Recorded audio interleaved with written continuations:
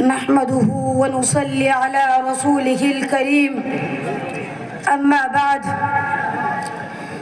أعوذ بالله من الشيطان الرجيم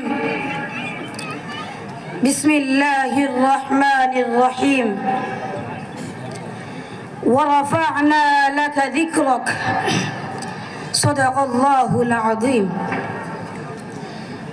حقیقت کروں گا بیاں دوستو، حقیقت کروں گا بیاں دوستو، چاہے کٹ جائے میری زباں دوستو.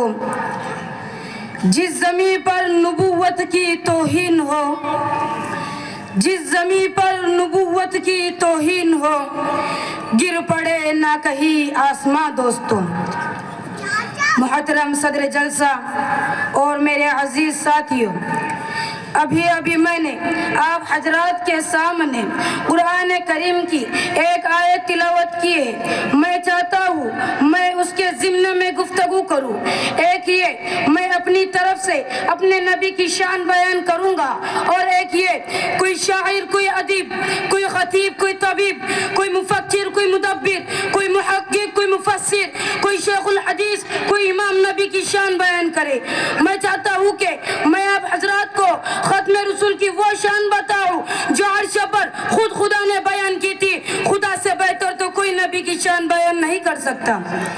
میرے دوستوں، دنیا میں انبیاء کرام تو بہت آئے، لیکن جو بھی آیا ان سب کی سیرت کا آغاز ان کے پیدائش کے بعد ہوا. دیکھیے حضرت آدم علیہ السلام آئے، ان کی سیرت کا آغاز ان کے پیدائش کے بعد ہوا. حضرت ابراہیم علیہ السلام آئے، ان کی سیرت کا آغاز ان کے پیدائش کے بعد ہوا. حضرت نوح علیہ السلام آئے، ان کی سیرت کا آغاز ان کے پیدائش کے بعد ہوا. حتیٰ کہ 1,24,000 انبیاء کرام آئے، ان سب انبیاء کرام کی سیرت کا آغاز ان کے پیدائش کے بعد ہوا. لیکن قربان جاؤ اپنے نبی پر، اپنے محبوب پر، کہ جب ان کی محبوب پر ان کی پیدائش تو بعد میں ہوئی، لیکن ان کی سیرت کا آغاز ان کے پیدائش کے پہلے ہوا.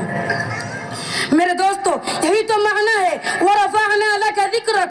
اے پیغمبر ہم نے تیرے نام کو اونچا کر دیا. اے پیغمبر ہم نے تیری بات کو اونچا کر دیا. اے پیغمبر ہم نے تیرے کردار کو اونچا کر دیا. اے پیغمبر ہم نے تیرے گفتار کو اونچا کر دیا.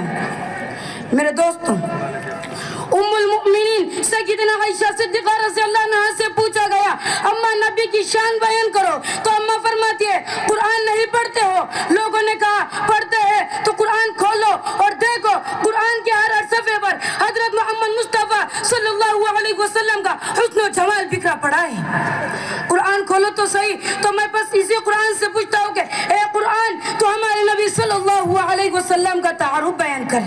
تو قرآن کہتا ہے الم یجدک یتیما فآوی.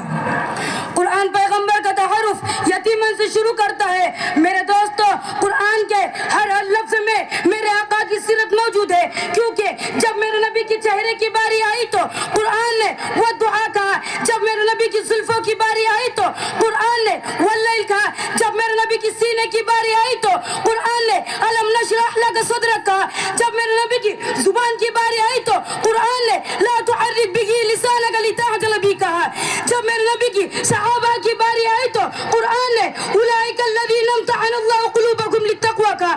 جب میرے نبی کی جانشینوں کی باری آئی تو قرآن نے اولئک هم المؤمنون کہا. لیکن جب میرے نبی کی خود اپنی باری آئی تو قرآن نے کہا وَرَفَعْنَا لَكَ ذِكْرَكَ.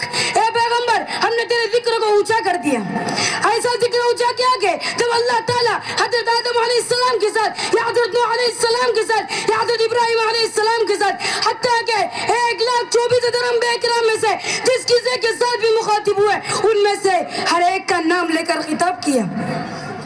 لیکن قربان جاؤ اپنے نبی پر، اپنے محبوب پر، کہ جب ان کی باری آئی تو اللہ نے کبھی ان کا نام لے کر خطاب نہیں کیا، بلکہ کہا کہ یا ایھا النبی کیوں کہا، کہ یا ایھا الرسول کہا، کہ یا ایھا المزمل کہا، کہ یا ایھا المدثر کہا.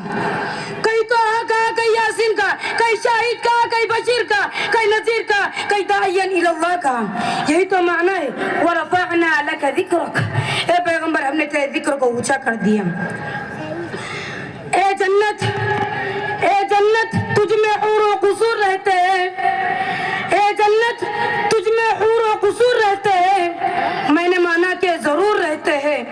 میرے دل کا طواف کر اے جنت، میرے دل کا طواف کر اے جنت. حضور صلی اللہ علیہ وسلم رہتے ہیں۔ وآخر دعوانا ان الحمد للہ رب العالمین۔